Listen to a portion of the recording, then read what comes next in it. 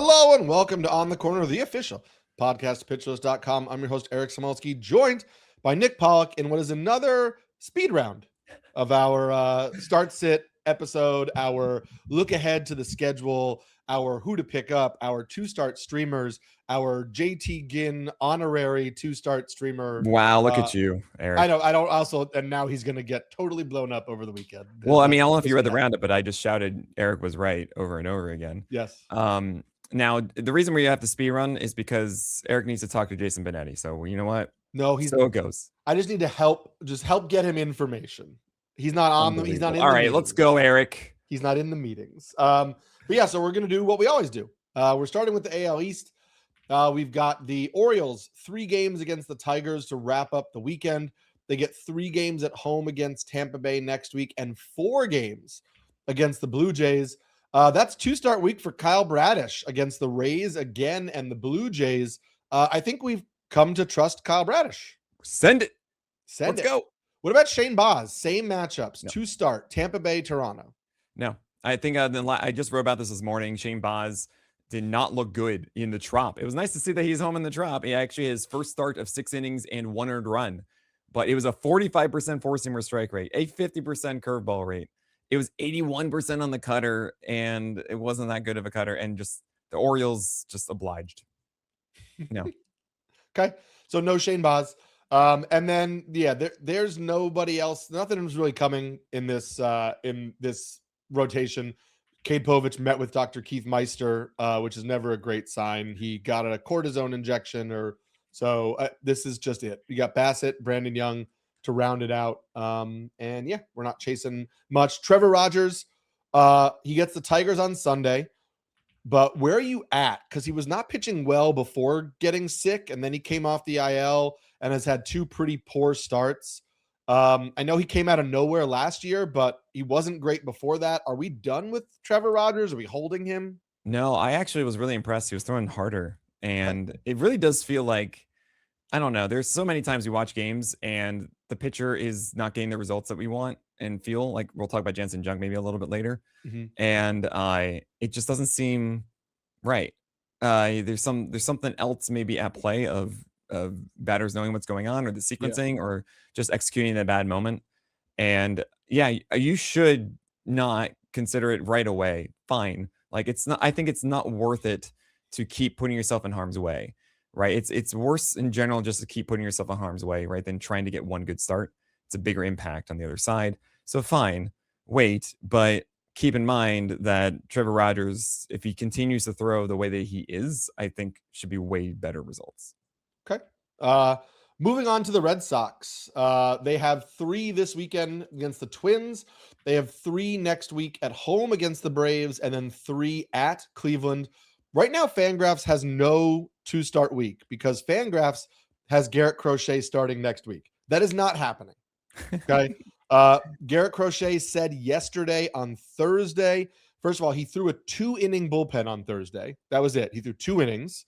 So that's not going to come back next week. Right. He also said he wasn't thrilled with his mechanics in the outing. He's continuing to work on his mechanics. He's going to throw another bullpen this weekend, and then we'll start a progression of facing hitters. Yeah, so to me, that says like we got like 3 weeks before. That is not soon to return. Right. So that's not soon. So this is likely going to be a 2-start week for Ranger Suarez, who's going to get the Braves on Tuesday and then the Guardians on Sunday. Listen, I know the last start wasn't great for him, but he didn't have great stuff, and he let up 1 run in a little over 4 innings. Like, basically every pitcher in this Red Sox pitching staff right now is pitching well enough, with the exception of Brian Bayo, that you kind of have to just run them out there. Yeah. I'm a little bit worried, though, about Ranger Suarez, where it was a game of him not being in rhythm. Yeah. And I talk a lot about the pendulum swing of a lot of guys, and one of them is Suarez in a big way. So sure. I think that this might be actually a trap play of like, this might be the moment to move on, because he hasn't really dominated in like the real Holly way that you want. Sure. I would say in a standalone start, I would not feel comfortable starting him against the Braves.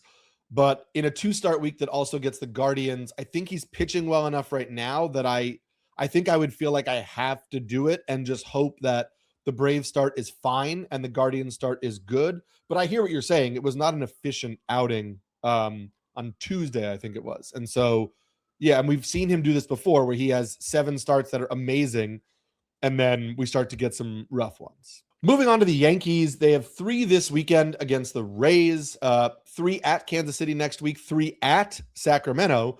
It's 2-start week for Cam Schlittler, and yes, one of those is at Sacramento, but Cam Schlittler's pitching too well right now that you're just not going to sit him for that at all. No, we do get Garrett Cole on Friday. If people are listening to this Friday morning, are they putting Garrett Cole in their lineup or leaving him on their bench? Yes, he's above 80 pitches. I know this rule's still ill, but he's looked so good in it. And honestly, it's just fun. Just do it this time. Like, come on, you got to do this. We got to have fun.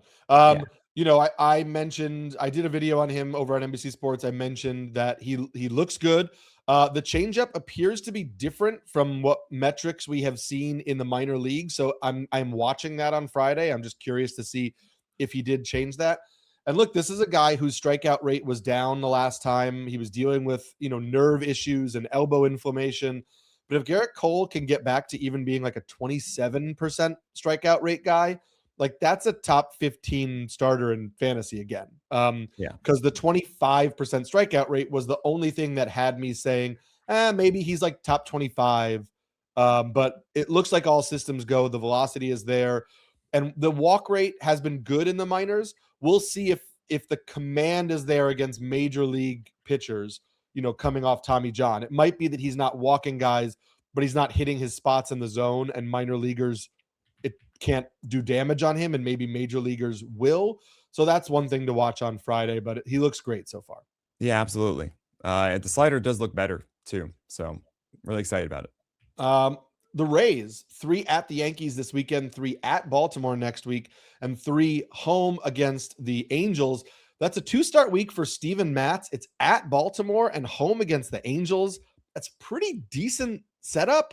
He's now 1 start past the still ill. Are you rolling him out there in that 2-start week? It's 75 pitches, what you're hoping for in that first one. I don't think that he looked particularly amazing, but then again, the Orioles are weird. Like, are they good? Are they not? They're not. They don't look great. I'll tell you that. So I'm not quite certain if I feel very confident in that. I understand for 15 teamers, sure, I get it, decent matchups and all, but it's not something in 12 teamer I would be going for. Okay. What about Griffin Jacks at Baltimore next week? We said last week, now is the time to pick him up, and he looked pretty good the last time out. He looked great. This is absolutely the time to keep starting Griffin Jacks. I mean, it was only 62 pitches, which is a little annoying. And the Rays were like, look, third time through the lineup, we might be monitoring that. So you might not see 6 innings for a bit from Griffin Jacks, but the stuff is held. And in the fact that he had his 4-seamer and cutter as my favorite pitches, and he didn't even throw them. It was sinker and slider and change, and the change was just insane. 15 over 16 strikes against the Orioles is remarkable. So, we roll him out there. We definitely do. Wrapping up the AL East with the Blue Jays. 3 against the Pirates this weekend, 3 at home against Miami next week, and 4 at Baltimore. So that is a 2-start week for Trey Savage, Miami, and Baltimore. And then it's a 2-start week for Spencer Miles, Miami and Baltimore. A lot of people are going to see that 2-start week and think, like in a 15-team league, I should go ahead and do this. What do you think? Spencer Miles, no, it's just not a arsenal that speaks to, oh yeah, cool, I got this for 6 innings or so. It's just not exciting enough for me. I don't think you should be spending your time on it. What about Patrick Corbin at Baltimore? Oh, come on. I want it to be real, but you can't. You can't. Okay. AL only, you probably can, but yeah, maybe not deeper than that. I have the same issue as you. I just can't bring myself to trust it right now. Yeah. Moving to the AL Central, the White Sox get 3 at the Giants this weekend, 4 home against the Twins next week, 3 home against the Tigers. That is a 2-start week for both Anthony Kay and Sean Burke, Twins, Tigers. You using both of them? You using one of them? You using none of them? No. Sorry. No. Burke just looked really bad. He got saved. It was a noble tiger for the Mariners, right? Bases loaded to start the fifth. And Burke got 2 of those outs, and then reliever Newcomb came in to get the third. And it's no. Anthony Kay is interesting. You know me. I was the guy who was like, oh, Anthony Kay, Yeah. oh my gosh. And everyone was like, whatever, Nick. And I was like, whatever, Nick, for a long time. And then recently has been better. It's still not exceptional. It's very much you have some that working and then others not so much. And the floor is very bad. And the ceiling is not nearly as good as we want it to be. So I would avoid both of these. What about Noah Schultz this weekend against the Giants? The Mariners outing wasn't great, but we did say it was a decent 2-start week for him. So we run into No, actually, I like that start against Seattle. I think it was a much better version of Noah Schultz. So I'm in actually against the Giants here. What was it? Because the surface level stats, people would look at the box score and say, but what did you see that was Yeah, the cutter wasn't as overwhelming as you'd want, but the sweeper was better, the four-seamer was better. It looked like a lot more of a stable Schultz. Like 0 walks here is really what I should just tell you. Instead of the absolute erratic, I don't know what's going on, a lot more in control, executing a bit more. Like this is good enough to deal with the Giants. Okay. Moving on to the Guardians, they get 3 at Philadelphia this weekend, 3 home against the Nationals next week, 3 home against the Red Sox. This is 2-start week for Tanner Bybee. He's rostered in like almost 80% of leagues. So if you have him on your team, you're obviously going to use him in a 2-start week against the Nationals and Red Sox.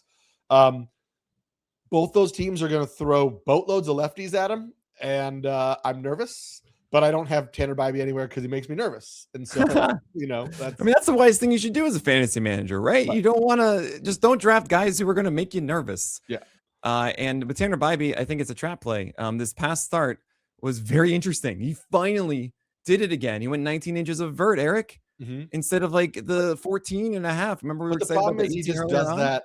Like he can't do that consistently. Well, right. So we can't depend on it. Right. And this was a game where his changeup and his curveball went for 1 whiff. Combined them, there was 2 for 20-something cutters whiffs. It was bad otherwise, but he got outs. And what happened is that the four-seamer at 19 inches of vert got 7 outs on 7 balls in play, more fly balls that were can of corn. So it's one of those things like, all right, are you going to do that one again? And also, you're not going to have the cutter that was effective for you. That was the one that really steered the ship with the changeup and curve not doing what he wanted. The sinker helped as well, but he's going to get lefties a lot, and especially against the Nationals. And I'm like, I think this is a trap. I think you're going to see that one being like, oh, it was just like that shutout last year that he had. Yeah. No. It is not. I can't bank on the 19 inches of vert for Tanner Bybee. The amount of times I've written articles like, is Tanner Bybee changing X? And like for 3 starts, the answer is yes. And then the answer is no after that.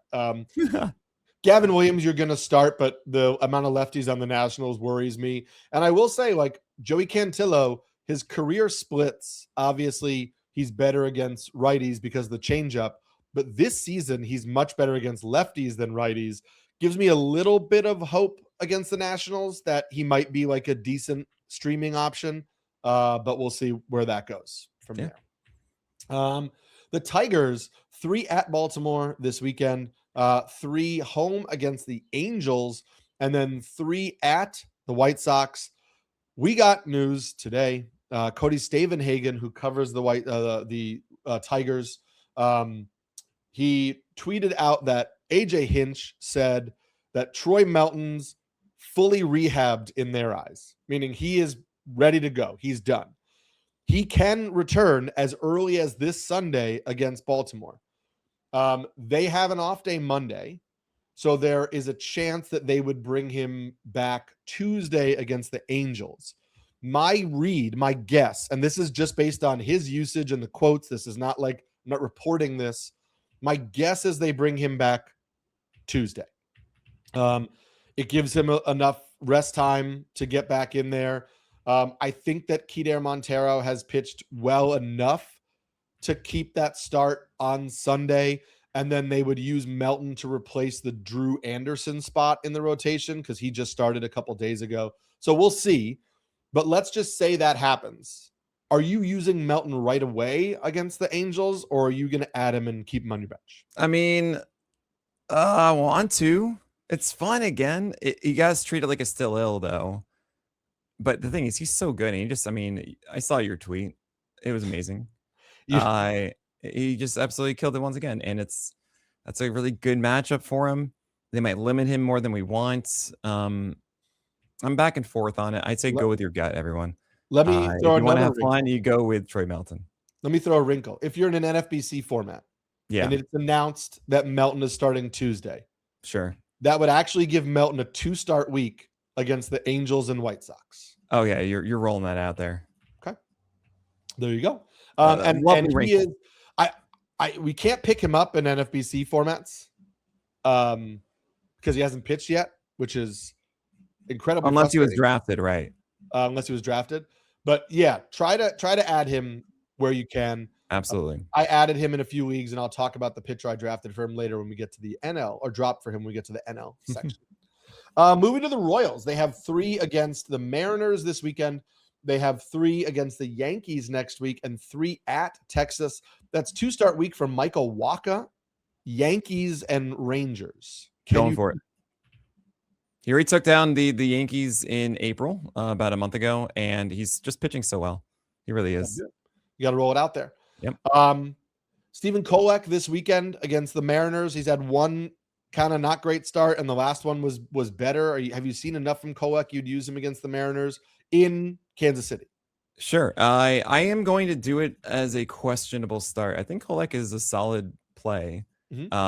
We saw him over the weekend go 6 innings and get you that quality start that you needed in the last minute there. So it's fine. It's not something I'm chasing really in 12-teamers unless it's again a case where you need a quality start. But he's interesting. He's kind of like the same guy he was last year, where he was overperforming then, but it's the same kind of deal. Hopefully we see the secondaries come alive with whiffs. And he does get at Texas next week. So if he looks good enough against Seattle this weekend, sure, I think at Texas is a pretty useful matchup for him. So it could be a guy to keep an eye on your waiver wires. Minnesota at Boston to wrap up this week. They have 4 at the White Sox and then 3 at Pittsburgh. That's 2-start week for Joe Ryan, which you're using because it's White Sox and Pirates and it's Joe Ryan. But it is also, Nick, a 2-start week for Zebby Matthews. Oh, man. At White Sox, at Pirates. I have chatted with you about this. I've chatted with James Shiano about this. I've been messaging on Twitter with Lance Brozdowski about this. Nobody understands what's going on. What don't you understand? Well, so the 4-seam fastball was in the second outing was much better than the first outing, and it looked like an improved 4-seam fastball. The velocity was there from what we saw last year, but it had added vert, which is nice, like just nice. The curveball seems like an entirely different curveball. The movement profile is totally different. The velocity is different. He's getting lots of strikes on it, but it had just a 6% swinging strike rate in the last start. So I don't know if I can't tell if it's actually a good pitch or not. I think maybe it's good for location. And then the other thing that seems to be happening, the velocity is down on all of his breaking balls through 2 starts, every single one, and the cutter too. So every non 4-seam fastball. So now we've seen that through 2 starts. That seems intentional. So I'm trying to figure out what the intention is behind that for every single pitch. What I've also noticed is that the cutter, despite having lower velocity, has less drop. So it's dropping less. And I think it's creating more separation between the cutter and the slider, which is maybe intentional for him as well to differentiate the cutter and the slider a little bit more. And those pitches are performing well, or did in the last start. And so I'm struggling to figure out the intention behind these changes and whether they actually support what we saw in the last 2 outings, which was 2 really good performances from a surface level stat line. Yeah. I think we're giving a little bit too much credit to Zebby for I am making these little mini adjustments. How I kind of see it is he was able to gas up the 4-seamer. Maybe he's trying to get his slider feel back and his cutter feel back and everything. And what I've seen in the 2 starts is a guy who, I mean, the first one I was like really terrified because everything was just so far down. Then he got his 4-seamer velocity back, but it's still not the others. And it's really just sacrificing movement for, velocity for like no change in movement, Right. on the secondaries. That's what I'm seeing. And well, except for the curve. The curve, yeah, is the a curve totally is a little different sure, absolutely. But I don't. When I think about Zebby Matthews, I think about 4-seamer, cutter, and slider. Yes. Curve is kind of like, oh yeah, cool, but it's not. It's not what's going to be guiding him. It's not what's going to be the thing that he's going to be relying on in his back pocket when there's man second and he needs to get an out or whatever. And I've constantly said about Zebby Matthews that he is a guy who can throw in the zone and does not know how to attack the zone effectively, which opens the door for a really low floor, higher hit rates than you'd expect. And he hasn't had walks thus far because of that. I mean, his 4-seamer, for example, you can even see it in the last start against right-handers. He's aiming middle away. It's just right there. And I don't buy this. I still don't think that this is like any sort of Zebby that is better. If anything, it's worse than what we had last year.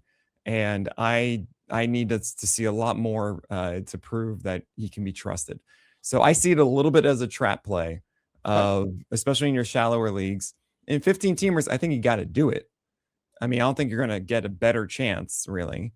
But there is a lower floor that I think a lot of people are perceiving. Where would you rank this so far in the, let's say, Shane Baz, Steven Matz, Zebby Matthews, 2 start weeks? Let's go with Matt's, Zebby, Baz. Okay. I hate that, but like Matt's, I feel can be just boring, safer.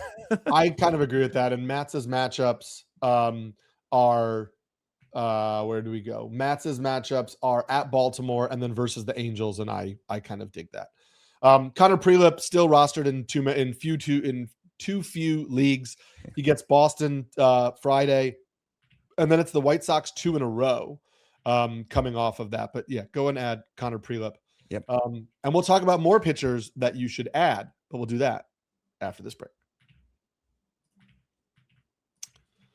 Moving to the AL West, the A's get 3 at the Padres this weekend. They have 3 versus Seattle, 3 versus the Yankees. So that is all 6 games in Sacramento next week. It's a 2-start week for Aaron Savali, which you're not going to do. We talked about JT Ginn, but he's going to get the Yankees in Sacramento. I really don't like doing that. That does not fill me with any sort of happiness. But it's JT Ginn against the Padres this weekend. I know the Padres are worse against lefties than righties, but coming off of what Ginn just did, I think you have to roll him out there. But I think you and I can both agree that even though we like talked about him as a good 2-start stream, I don't think we are like seeing a full-on breakout here. Yeah, no, I completely agree with that. Yeah. I mean, that's there you go. I mean, I got nothing more to add. It's not a full-on breakout. Yeah. But use it right now. The Astros, they have 3 at the Cubs to wrap up this weekend, 4 at Texas next week, and then 3 home versus Milwaukee. That's 2-start week for Tatsuya Imai. And I will say, I wouldn't do this yet, but his last outing, which I believe was Monday, he led all pitchers that night in whiffs. Well, yeah, he had a share of the gallows pole. It was a very strange one. Yes. Because he's still not throwing the splitter. Right. And it was the best slider that he's had all year. Yes. So like, okay, is he going to have that same feel for the slider? We actually saw one other really good start from MI, which was when the slider was good. I think it was the second start of the year, second or third. And all right, can you do more, please? Thanks. Yeah. I listen, I will say that like I noted it, and I still have him on my bench in Tout Wars. I didn't fully drop him yet, but I'm not going to use him for this. Curious what you thought about Jason Alexander, who seems likely to take Lance McCullers' spot in the rotation because McCullers is on the IL, and Alexander gets at Texas, which is not a bad spot. Yeah, it's okay, so Alexander is a change of focus guy, and last year we saw that the Astros really avoided the third time through the lineup with him. So I am curious to see if that's actually going to stick, because this was a surprise start with McCullers suddenly going the IL. I don't know how that could ever be a surprise, but it was for the Astros and all of us, of course. With Alexander, he was really efficient in this game. There's only 4 base runners. Yeah. So maybe it was 5, but I think it was 4. And that means that it was he faced fewer guys third time through the lineup by the 6th or through the 6th, which meant the Astros are okay with it. And we might not see that moving forward. We saw a lot of like 4.2 innings last year from Alexander. I would not be thinking of him as a quality start guy right now. It can work out though for like 5 innings, but I just want to temper expectations. Okay. Yeah. And then Peter Lambert against the Cubs this weekend. Just a name, people, we were in on him early. He's been solid enough. Start against Milwaukee and Chicago, iffy, not great. But yeah, we'll see where we go from there. Moving on to the Angels. 3 against Texas this weekend, 3 at Detroit next week, 3 at Tampa Bay. It's 2-start week for Jack Kahanowitz at Detroit, at Tampa Bay. No. Jackie K, his last start was like a diagonal that we normally see from sliders of like following the arm angle, and it was all his fastballs. And then his slider, which you would think it's like an arrow pointing down, like, hey, please put your slider down here, down and away to right-handers. But it was on the other side. The slider was at the tail of it, not the point. And whoops. Yeah, he's not in a good place. I don't trust Jack Kahanowitz right now. The other 2-start week we liked last week was Walbert Urania, who had a pretty good first outing. He goes up against Texas this weekend. Is this schedule based, or I know you mentioned in the roundup you really did love these kind of like power changeups low in the zone. Are you coming around on Urania? Because when his slider is on, I know it's an empty velocity 4-seamer, but when he has that changeup and the slider, he has enough to get away with, hey, I'm going to throw my 4-seamer, and if I can locate it up at your letters, you're not going to do a lot of damage on it, and I can let these other 2 pitches work for me. Yeah, it's possible. I just see really a good changeup, right? So against left-handed hitters, great. Against righties, I'm not a believer in that breaking ball yet. And the fastball command goes in and out. Like, there's still a lot of development here for Urania, not to mention the ceiling is not like a 6-inning, 9-strikeout game, 1 earned run, 2 base runners or something like that. Like, it's going to be good, but not a stud outing for the ceiling, while there is a floor that is very scary still. It is Texas this weekend, Tampa Bay next week, Colorado at home the next start. Yeah, it's a really nice schedule for Urania. So I'm holding him right now. I have him in questionable start all the way through. Yeah. Might push him into probable for the Rocky Road, but sure. Just think of it that way, guys. And then lastly, I think we have to spare some words on Grayson Rodriguez, since we have now seen him on the mound, even though it was against the Dodgers. Do we? I mean, maybe we don't. But people, he gets Texas, he gets Detroit, he also gets Colorado at home. That's in 3 starts, so we'll see more then.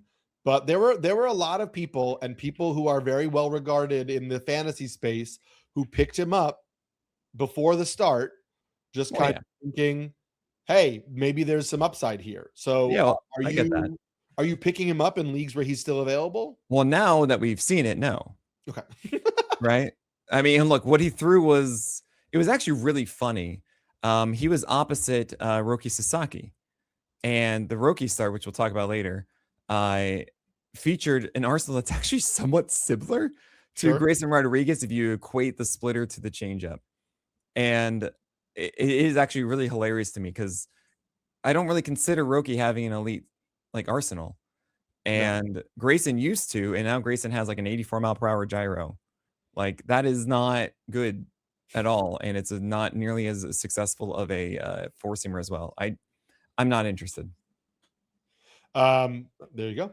Moving on to the Mariners. They get 3 at the Rangers this week, at the Royals this weekend, 3 at Sacramento, and then 3 home against the Diamondbacks. Right away, we get to talk about the only thing really worth talking about in this rotation, because it is technically a 2-start week next week for Bryce Miller. We saw the piggyback but we saw Miller was able to go kind of as long as he needed to go while he was effective. Where are you at right now on this situation where it seems like Bryce Miller is going to be the traditional starter, but in the piggyback with Luis Castillo? But it doesn't seem like they're going to like limit him to 2 times through the order. It seems like he could get a chance to go 5 innings if he is pitching well enough. So are you rostering Bryce Miller, and would you use him for this 2-start week? Am I rostering Bryce Miller? Okay, let's talk about really shallow leagues. There was some concern that, like in a 10-team league, there would have been some concern that an opener in a piggyback situation is going to lose fantasy value if, let's say, he's going 4 innings every time, and then Castillo's going 3 or 4 innings, and then you can't get wins and etc. Yeah, I'm absolutely rostering Bryce Miller. Bryce Miller's stuff is just so good. He looks great. It's unbelievable. And Luis Castillo came in for like 2 innings, and I was like, yeah, this isn't good. Right. I know. You know, like that's the state we're in. So in this 2-start right week, now, Bryce Miller looks amazing. If Bryce Miller throws the same way that we just saw, he's like a top 20 guy. Like that's what it was. I still have some worries about the usage because it's only been 1 start where we saw this usage go the way it went. And there's like the deference to the veteran with Luis Castillo. I don't know that they're just going to bury him. But yeah, just in terms of talent alone, I agree that Bryce Miller needs to be in your lineups. And then you just cross your fingers that he can at least consistently go 5. Well, it's been 80 pitches, you know, and the thing is, I really can't express enough of like, we just saw Bryce Miller go for a while, and then Castillo went 2.1 innings. Like, I guess the writing's on the wall at this point. Hopefully, and it might be Emerson Hancock, honestly, with the way that he's going, maybe because the vert keeps getting worse and worse, that he might be the one that gets ousted. And honestly, it's really lucky that the Mariners haven't had any sort of injury problems thus far. It happens to every single rotation, every single year. Something will break, and there you go. Luis Castillo is back. So in the meantime, he's just kind of hanging around in purgatory. Okay. Wrapping up the AL with the Rangers, 3 at the Angels this weekend, 4 versus Houston next week, and then 3 against the Royals. That's a 2-start week for Kumar Rocker against the Astros and the Royals. Do you buy into this idea of the opener?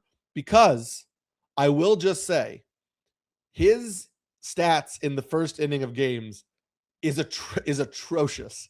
And now that could just be Kumar Rocker facing really good hitters leads to really poor results. But listen, the Astros are a little bit of a mess right now. The Royals just got swept by the Red Sox. Like, if they were going to use an opener for Rocker, is there any world where you say, look, it's been okay enough that in a 15-team league, I'm going to take that chance? Are you muted, or can I not hear you? There you go. You just really didn't want to tell people about Kumar Rocker. I really didn't. Eric, what is the whip for Kumar Rocker right now? It's probably really high. I can't. It was like, is it like 147? Yeah. Oh, 147. There you go. You knew it. I'm just kidding. I don't know if that's exactly right. But the point is, Kumar Rocker, my biggest comp was Germán Marquez. And that was just because it's like his low, 83 mile per hour slider that really is the curve for Germán, whatever. Bad shape on the 4-seamer and sinker. I did like that, that Rocker threw cutters a bit more this time on top of the slider. And with 7.2 innings, and you just couldn't get that last guy to complete that game, right? Rocker is not it. I threw a theory out there, if you listen to The Craft, you guys should listen to, about why Rocker and maybe Elder and Wroblewski and maybe Martinez in there and Davis Martin, like these guys that are not high stuffists, are having these kinds of seasons. And you're just going to have to listen to The Craft to hear that dumb theory. But no, I do not want to start Kumar Rocker anywhere. It is a 1.38 whip, by the way. Oh, yeah. Way better than I expected. What about Jack Leiter in the same 2-start versus Houston versus the Royals? I don't want to start a hipster. I mean, I just can't express this Nick enough. hates like, hipsters. We're just waiting. You heard it. Headache-inducing pitcher stifling the entire roster, where it's just like, I don't know what this is going to be. And that means you don't make decisions. You just let things lie. And it's like, no, you got to be able to act. I think if you have, I agree with you, and I have tried to reduce my my portfolio of those type of pitchers. I've tried to not have so many hipsters because I get tantalized by the upside and then put them in my lineup. I will say, like, if I had Jack Leiter, this is the 2-start week that I would say, I'm going to do it, because I don't think Houston or Kansas City is hitting the ball really well right now. The offenses don't worry me. And so I would roll the dice on it, because I would think, yeah, I might rather this 2-start week than the Zebby Matthews 2-start week. Interesting. Yeah, I mean, it's possible. I don't know. I think there's a higher chance that two starts go well for Zebby, but then again, it is at home. It is 3 straight, I think, for Leiter at home, and at least one of those will go well. Maybe not, maybe 2. Flip a coin, have fun. Good luck. We're going to have fun in the NL. Moving to the NL East, we have the Braves, 3 against the Nationals to wrap up this weekend, 3 at Boston next week, and 3 at Cincinnati. That's 2-start week for Chris Sale. We don't have to tell you what to do with that. You are obviously going to do that. Grant Holmes, it's at Cincinnati, can't do it. Martin Perez, it's at Cincinnati, can't do it.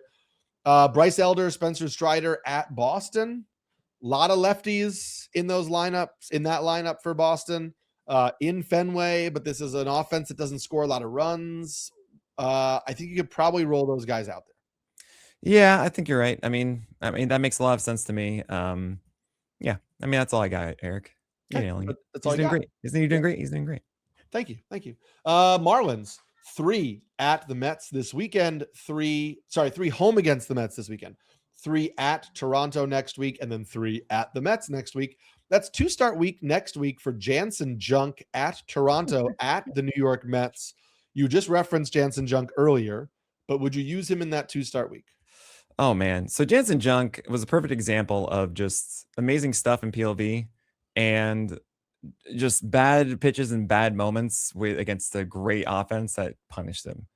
And you might not realize it, but the 8-run game against Atlanta, which by the way, we all weren't going to start anyway, was actually 300 runs in the first on a bad slider to Riley that he hit. But the 2 guys on base, like, it was bad luck a little bit for that, especially the second hit. And then 4 shutout innings after. And then the 6th was just 5 straight base runners capped with a 3-2 curveball at the, like, under the zone that Dominic Smith just dropped the barrel and sent out. And it's just, what? I mean, some of those hits too. I don't know if you saw, like, the Albies hit, which was a sinker way off the plate. Albies is prone to have a few of those. And You're like, how did you do that? What is this? There is maybe something to be said that maybe the sequencing, right? The failure to execute right when he needed to, maybe too many strikes make these guys too comfortable. He's not really going outside the zone and the edges enough to, like, really make them think about it enough. But the stuff is there, and against the worst team, that would have been a much better outing. So I'm actually encouraged. I like this. I'm going to say right now, I like this more than I do Zebby. Do you like it more than you like Steven Matz at Baltimore versus the Angels? Yeah. Okay. Interesting. I mean, because you got the Mets there. Sure. The Jays, I'm a little like, okay. But, the Mets, I'll do it. Yuri Perez versus the Mets today. That's going to be an interesting test. I wrote about Yuri Perez and the increased sinker usage. And the long and short of it is, I like it as an idea. I think his four-seam fastball command hasn't been good. He has been elevating the four-seam fastball more often now that he's throwing the sinker. The sinker command isn't good, but it's a pitch where, like, if you miss over the plate, maybe it induces less damage than if you miss with the four-seam fastball over the plate. And so I'd rather Yuri Perez just have good command. But if I can't get that, then I think that this idea at least makes me think, okay, maybe we can hide the warts. And this is going back to the idea of, like, maybe we can hide the warts, not maybe this transforms Yuri Perez into a top 20 starting pitcher. I just don't think we're getting that unless we actually get the command that we thought we were potentially going to see this year. But I'm watching for that on Friday because I think that is interesting. And then we're watching to see what happens on Sunday. We don't have a starter yet for the Marlins because Braxton Garrett was sent down. There was some thought that it would be Thomas White. I think he goes by Thomas and not Tommy. Yeah, Thomas White. Yeah, that's not going to happen. He's hurt, and He's it's out going to on be the like Dax IL. He was Bolton. scratched from his start. Yeah, And so it could be Dax Eric, Bolton. We got to go. Okay, we got to move. So we're moving on to the Mets then. 3 at Miami this weekend, 3 versus Cincinnati next week, 3 versus Miami. It's technically a 2-start week for Zach Thornton, but I don't know that we're going to get that. Jonah Tong may also pitch. No, Jonah Tong has been really bad in AAA this year. I know that he was a name of note. I would not be adding him. I would not be using him. Christian Scott at Miami this weekend. Are you using Christian Scott? Yes, absolutely. I think Christian Scott, I know it's not been what you guys wanted, but he's also had bad matchups, and I very much believe that he should take advantage of the Marlins. It should be easily 5 innings. It should be a good one. Phillies 3 versus the Guardians this weekend, 3 at San Diego next week, and 3 at the Dodgers. I know the Dodgers is in there, but that's still a 2-start for Jesus Luzardo against the Padres team that is really, really bad against lefties. So I think you have to run that out there. But Aaron Nola, I think we might be over that. I don't know that I could use him against the Padres. We 100% are over that. Yes. Nationals 3 at the Braves this weekend, 3 at the Guardians next week, 3 home against the Padres. It's 2-start week for Zach Littell, but you are not going to use that. And I think maybe the Foster Griffin ride has come to its end. Yeah, maybe. I don't think that Foster Griffin actually pitched too badly in the last one either. Like it's velocity. I understand that there's regression and everything about what he's doing, and it doesn't seem believable, and I totally get all of that. But I'm not totally sold that this is over. I'm not saying that you have to hold on to it necessarily, but he also did settle down after it was bad initially. And I'm just going to throw that out there that like Foster Griffin is not necessarily just a guy that you now do not touch moving forward. Sure. I agree on you don't avoid him totally. But I think that we've hit the end of the ride of like, you just got to use him. And I think, completely. No, he's a questionable start for me at this point in good matchups. Yeah. And those matchups, again, maybe against San Diego because they're really bad versus lefties. But I would need to see how, and the Atlanta start this weekend is, I don't think, going to go particularly well. Mm-hmm. Moving on to the Cubs. They have 3 against Houston this weekend, 4 at Pittsburgh next week, and 3 at the Cardinals. It should line up to be a 2-start week for Edward Cabrera, but Cabrera left his start last night with a blister. And so I think you're probably going to get an IL stint there, which is a bummer because that was at Pittsburgh, at St. Louis. It was a pretty good 2-start week for Cabrera.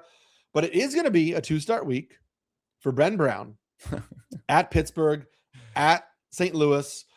His last start as a full-on starter wasn't great against Milwaukee, but it also wasn't terrible. I feel like he is the pitcher I dropped for Troy Melton. I will just say that. Oh my gosh, yes. I drop him for Griffin Jacks. I drop him for I don't know. I mean, look, I have him as a questionable for both of those. You guys know how I feel about Ben Brown. He breaks the Wasker rule, which is if you have one good breaking ball and nothing else, no. Especially if you're a 2-pitch pitcher. I mean, sure, 2.5 pitch because there's a sinker in there too. But the sinker and the 4-seamer should not get whiffs. He's not an absurd command guy. He's not profiled out to be a guy that should go 7 innings or so. Like it's 5 and dive a lot. There's so many reasons why this won't work. It's been a 32 and a 35% swing strike rate on this curveball for the first 2 starts. That is unreal and not sustainable. I'm not saying it's going to be a 17%, but it's not supposed to be that good. And it's the only reason why he was able to get 7 strikeouts last time, right? So I can't, guys. I can't. I get it. I'm with you. I'm with you in it. Moving on to the Reds, they get 3 against the Cardinals this weekend, 3 at the Mets next week, 3 versus the Braves. 2-start week for Chase Burns, which you were obviously doing. Your company's computer guy. What? Yes. Your company's computer guy. And Nick Lodolo. Look, I know the Atlanta start isn't great. He gets St. Louis this weekend, but I think Nick Lodolo is good enough. And then Andrew Abbott gets the Mets next week, and he's just kind of on a roll right now. And even though I don't think like Andrew Abbott is going to bounce back into some like incredible starting pitcher, I had him as a top 45, I think, starting pitcher coming into the year. He was atrocious early on. He's pitching really well right now. He's probably a top 40, 50 starting pitcher, and he's pitching well. And if you factor in all the injuries, I think he's probably a top 50 starting pitcher.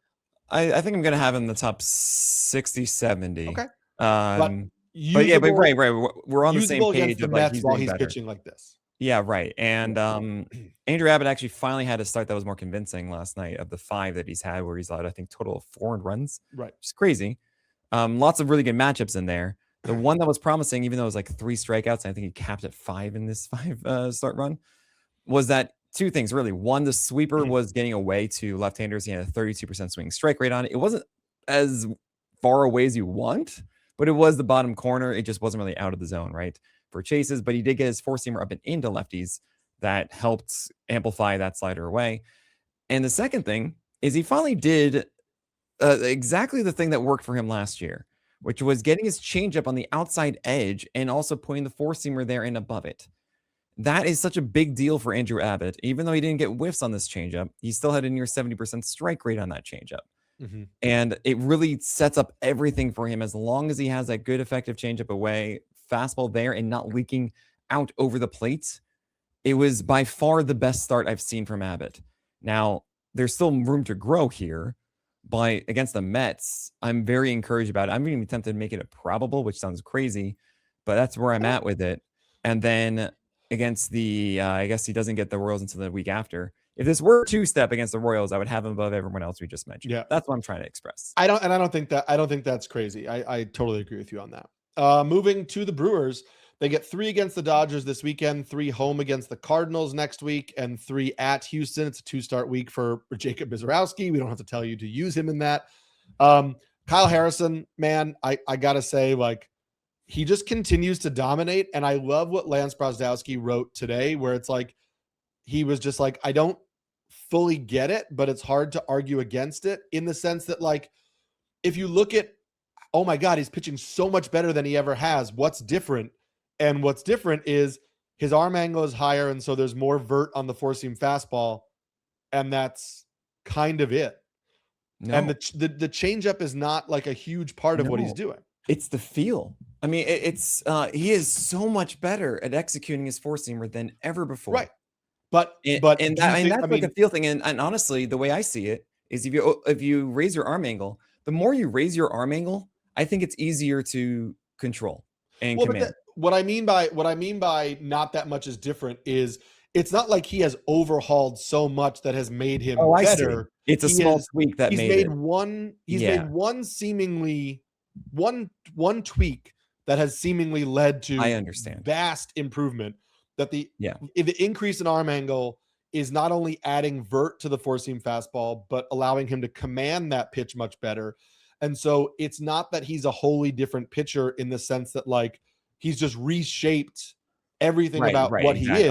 I understand. Because it's kind of like, reminds me a little bit of the Hunter Green breakout season, where everybody was like, well, he's got the new splitter. And you and I were like, but it's not the new splitter. Like, I understand that he is throwing it now, but what happened is the slider command got infinitely better. Yeah. And so now with Kyle Harrison, you're like, oh, he's throwing this new changeup. And you're like, it's actually not that. It's just the 4-seam fastball shape and command got this was the best Blake Snell blueprint I've ever seen from him. He's also throwing at 95.5, which is great. That's a tick up too.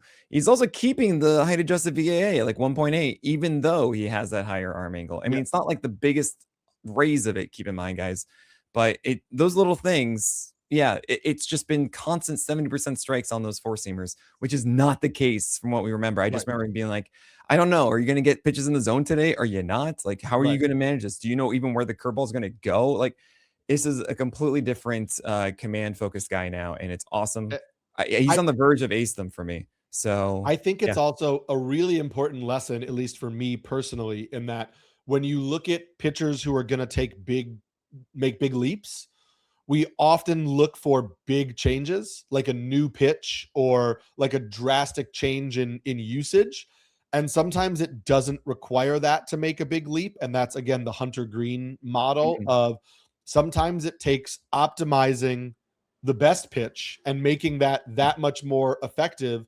And that can do wonders Yeah. rather than having to change a I pitch mean mix. I mean, Eric, I know that we're wasting time, but we're not wasting time Yeah. because it's really when you think about like what is changing, sometimes as you're mentioning is the movement or it's the pitch mix or whatever, but it's also what is the performance that's changing.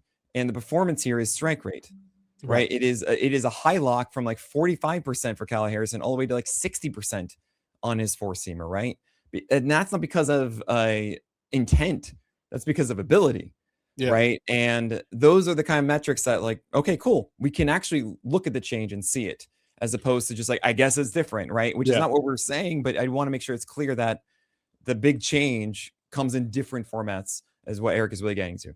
Yeah, I wonder if, and then we'll move on, but I wonder Yeah. if it's a good exercise to say, hey, next year, after like 3 starts, you look at the guys whose strike rates have improved the most and Mm. then start to see, like, are they just throwing the ball down the middle, or are their strike rates improving the most because they are actually now commanding an arsenal they couldn't before? And that could lead us to some of these breakouts, Yeah. like, A right tighter away. band, essentially. Yeah. Moving on to the Pirates, they get 3 at Toronto this weekend, 4 versus the Cubs next week, 3 at versus the Twins. Jared Jones is making a rehab start on Saturday. Pirates general manager Ben Cherington said he'll make at least one more rehab start. So that means it could be Saturday and back. It could be one more. But he would line up for Thursday at the Cubs, which you'd probably keep him on the bench for anyway, or the week after. Regardless, it's still the time to pick up Jared Jones because he's either coming back next week or the week after. You know, I have Jared But Jones, Bryce Miller, and Garrett Cole stashed for ages, and I'm just yeah, like, oh my gosh, yeah. please, I cannot wait. Bubba Chandler started to throw a No, new sinker. no. It's No, not we just gotta something. wait and see there. Yeah. Carmen Mlodzinski, I do not believe this whatsoever. Terrible schedule. Braxton Ashcraft, we Yeah. just keep going with that. Paul Yes. Skeens, we keep going with that. And the Cardinals, I don't know. touch it. The Cardinals don't touch it. All I'm going to say is Andre Payante is throwing harder and with 3 inches more vert. Yes, And it was so cool. I really like it.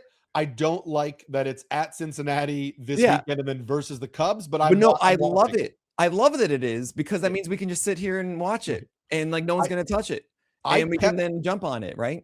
I kept him in my Tout Wars team rather than dropping him, and I left him on my bench, and I'm not going to start him, but I'm going to ride it out because I hope that it is something that's usable for me in 2 weeks. The next thing I really wanted to see him do is get the four seamers inside to lefties. Just make Yeah. sure you stay in that one inner third because that's a cut and it was really good last time. Okay, Moving Diamondbacks. on, Diamondbacks. They have 3 versus Colorado this weekend. They have 3 at the San Francisco Giants and then 3 at Seattle. It's a 2-start week for Merrill Kelly at the Giants, at the Mariners. I think you got to do it. Yeah. Merrill Kelly, great. Eduardo Rodriguez, Giants, and as well, which is like that's not so bad because he's going to get Rocky Road here. What are you doing with Today, I'm Zach curious how that goes. Gallen? Zach Gallen's an interesting one, but Zach Gallen finally did the thing again, which is low four seamers to go with his secondaries, and the curveball was getting strikes again. And I was really tempted to make Zach Gallen a probable against Rocky Road on Saturday, and now he gets also at Seattle after. It just look, there are crazier ideas than a veteran who has been an all-star and a stellar stud for ace in the past has finally found a tweak to make himself good again. Yeah. It's not crazy. And these are the matchups that you want to take that chance to hopefully get more. Yeah, I'm with you. The matchups are good. And then it's at Seattle next week, which is another good matchup. You're not using any of the Rockies starters now that Nope. Chase Bolander is hurt, also because they have 3 at the Dodgers and then 3 in Coors next week. So we don't love that. No. Speaking of the Dodgers, it's 3 at Milwaukee this weekend. It's 3 home against the Rockies. And then it's 3 home against the Phillies. We have to talk about Roki Sasaki. He is going to pitch this weekend at Milwaukee. I wrote about him in an article on Monday, and what I took away from it wound up being kind of the same thing you did. I know that everybody's talking about how he has these 2 distinct They're like splitter and fork ball now. What it seems to me, based on the fact that the movement profiles are pretty similar, and one of them is about 1.7 miles an hour faster than the other, is that he has one that he can command better for strikes and one that's more for swinging strikes. And it might honestly just be the way that he's releasing them and the intention in like where the finger pressure is, rather than there being two entirely separate pitches. I did see a very quick graphic that is what I'm talking about with the forkball. You have the ball more removed from the webbing of your fingers, so you actually see a little bit of daylight. They did show two grips, and one of them looked like like more like a fork, but it's not vastly different. The slider command was as good as I've seen. That was it. It was a 75% strike rate on sliders, and maybe even overall for Sasaki in the start. And it was just that is the thing that was different from the other starts. Yes. So I'm not buying that whatsoever. Yeah. You need to look at the slider command this weekend against Milwaukee, but he gets Philadelphia next week, which is not great. No. I got to ask you, Eric Lauer is going to start Monday against the Rockies. Stop. It's not even going to be a full start. Okay. I'm not doing it. I'm not doing it. Please. We got no time. Padres. Michael King is amazing. Randy Vasquez, I have him as a probable. Should probably be actually a questionable against the Phillies. He's more of a Toby these days. Talk about Giolito, though. Giolito. No. You know, okay. No. Some people enjoyed Giolito. Giolito was 90 miles per hour. I know. I heard some people say he had a good start. I do not think he did. Oh, my gosh. He had a good result. I know. Okay, this is the funniest thing to me. I'm going to say this really quickly. I know I became the Giolito guy, right? And if you didn't notice, last week on the list, I didn't rank Giolito because he was at 90 miles per hour. Not 93 to 95. That got me excited in some way last year. And I've seen people put him inside their top 100. And why? It's not about the result. The process. Sorry. Let me ask you a question about the Giants to wrap this up. It's going to be a 2-start week for Landon Roop. Love him. It is one of those is at Coors. So don't care about him. His command is as good as I've like. This is the breakout season of Landon Roop. I mean, look, I have a questionable at Coors, fine, but you get the Diamondbacks too. You have to do that. Absolutely. Robbie Ray had the weirdest start I've seen in ages from him, where he had more high changeups than four-seamers. What? Ridiculous. Logan Webb might return. He's going to be, it's a still ill. We don't really know. I hope he's okay. I also wonder if Trevor McDonald does stick around because Hauser and Malley are pitching worse than them. Right. I know Hauser just had a good one-ish, but like McDonald should be in there. So if he does go in Coors, I'm not starting Trevor McDonald there. But that's it. That's your podcast. You got to go. I do have to go. Thank you all for being here. I am Eric Smolsky, the Pelican. I'm Nick Pollock, the Lion. And I got to fly. We'll see you.